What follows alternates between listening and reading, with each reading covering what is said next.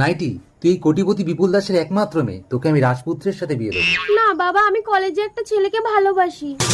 বাবু, আপনাদের পায়খানা পরিষ্কার করে দিয়েছি। নাইটি, যা তো মা, ওকে 100 টাকাটা দিয়ে আয় তো। আরে ছুস না, ও ম্যাথো। আরে কি করছিস নাইটি, টাকাটা উঁচু করে ছেড়ে দিলেও তো হয়। বাবু 100 টাকা দিলেন, 300 টাকা দিন না, আমার ছেলের কলেজে লাগবে। শুনছো, ম্যাথরের ছেলে আবার কলেজে পড়ে, আর 1 টাকাও হবে না, যা এখান থেকে।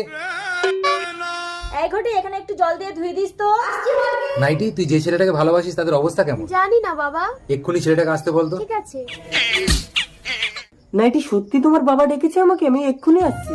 প্রশ্ন, আজ 300 টাকা আয় করতে পারিনি, 100 টাকা হয়েছে। ঠিক আছে বাবা, আমি আসছি। বাবা, প্রশ্ন, তোমার বাবা কি করেন? আমার বাবা লোকের বাড়ি বাড়ি গিয়ে পায়খানা পরিষ্কার করে। পায়খানা পরিষ্কার করাবে, পায়খানা।